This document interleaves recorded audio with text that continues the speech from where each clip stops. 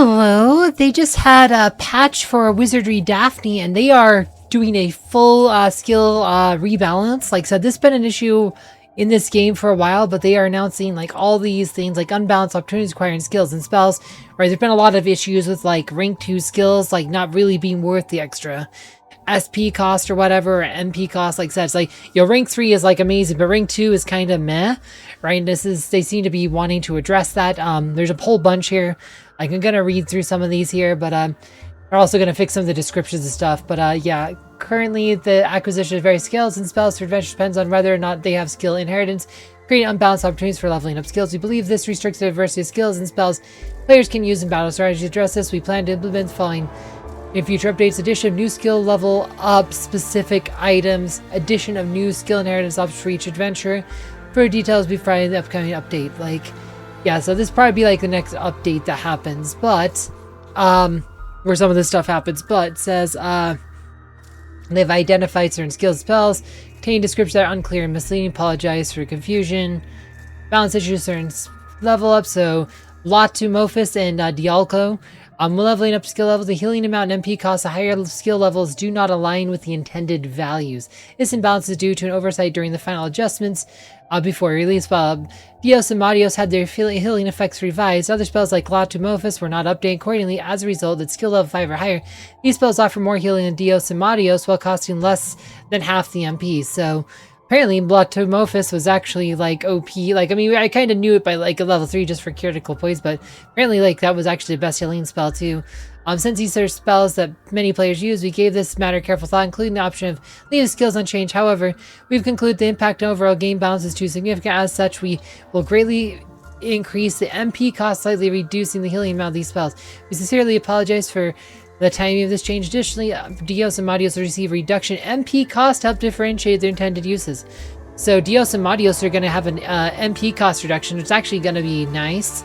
As compensation for this adjustment, we will be providing players with items that can be used to trade for general adventures, equal amount of Marianne, who has skill inheritance for Latumofis pulls obtained since release to posting of this notice. Please note that the compensation excludes other skills affected by this update, as they are only enhanced through books or codex. No users have reached level 4 or higher. Oh, they have like a track, so nobody has a Dialco level 4 or higher. Nobody's actually got there. Interesting. Skill level up effects feel underwhelming. While skills and spells improve with each level, their MP costs also increase. Current aware of foundations.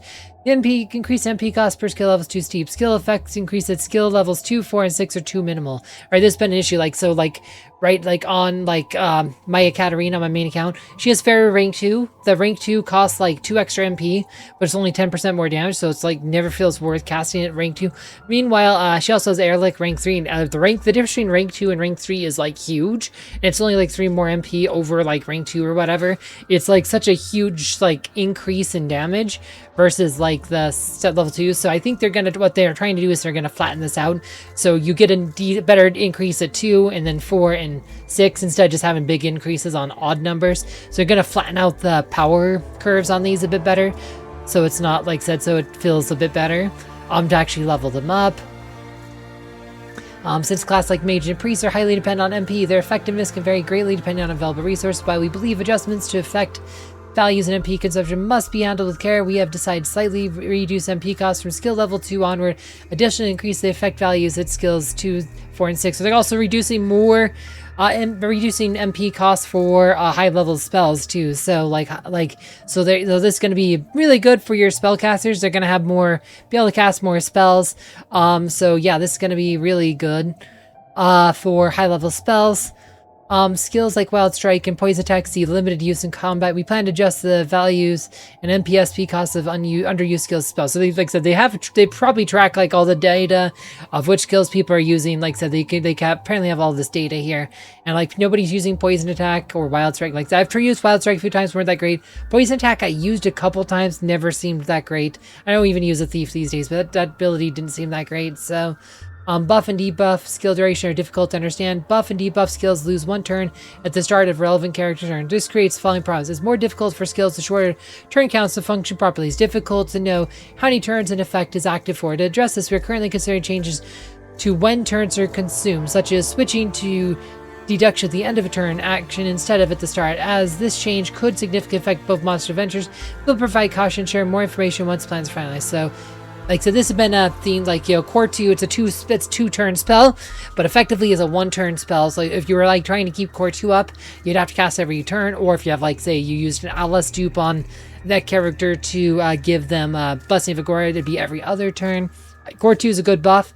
There are some bosses where you definitely want to keep Core 2 up, like the dragon during the Swaggin's Cave was a great example of that.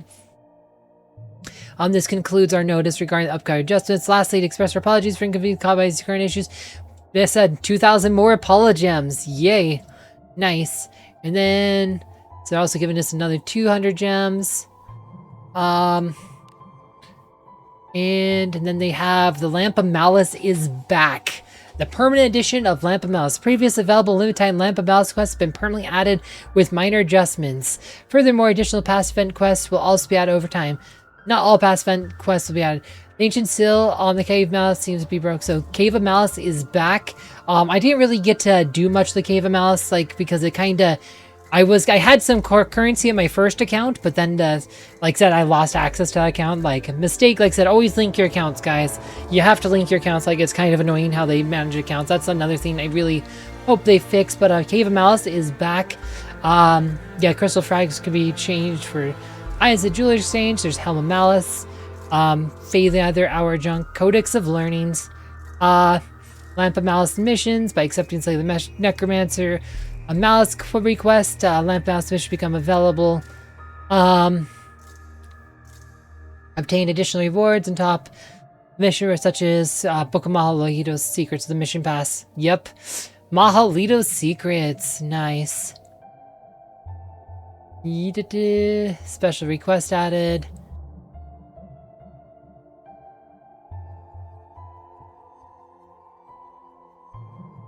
With past event quests becoming part of the available, new special request section has been added to Cursed Wheel Under Ruins. This can be used to reset permanent event quests. Event periods and contests are subject to change without any prior notice. Hope you enjoy Wizardry Variants Daphne. So Cave of Malice is back. Or is it Lamp of Malice? Yeah, Lamp of Malice is back. So there's that too. And then...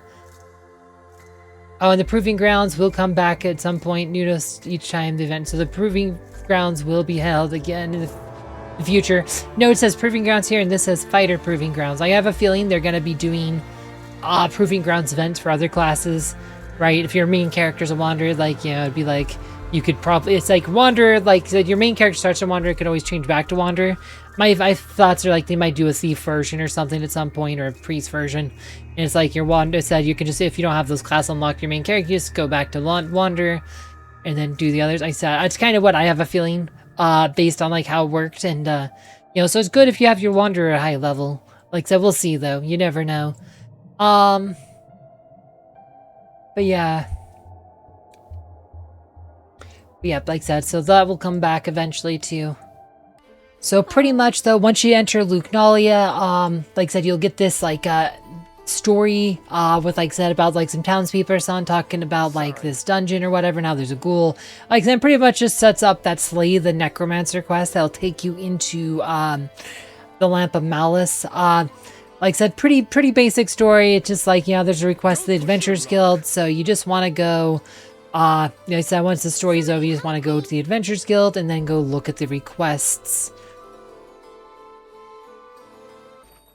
To the Guild Tavern. Yep, so we got the 2,000 Apologems, and then 200 for maintenance. And then I got a weekly 50 gems from the website. See, is there any new special supplies? Got some special supplies for you. Didn't think I saw anything about special supplies, but don't forget to collect tomorrow's supplies too. nope, didn't look like there's any. So no new special supplies. Okay. And there will be like a guild request here that you can just you know, accept if you want. Like I said, once you do, like I said, you'll get like I said, you'll get the Slay the Necromancer quest, right? So, but it tells you right here what the Lamp of Malice is, special dungeon on the outskirts of Lucnalia. By collecting crystal fragments, you can trade at the jeweler's shop. There's some special items. There's also, once you accept this quest, there will be some like special like jeweler bundles you can buy. And it's like I said, there will be a mission pass, since like I said, a possibility to get Book of Mahalito secrets, which is super good. You know, cast Mahalito's, like I said, Mahalito's a fire spell, super good spell. Yeah, said super nice reward there. Like I said, I'm not gonna accept this now, like I said, because like I said, oh yeah, slightly adjusted. Oh yeah, this is slightly adjusted from the original one that ran from October to December. Yeah, crystal powders contained during this event cannot be used during this event. It's kind of that event.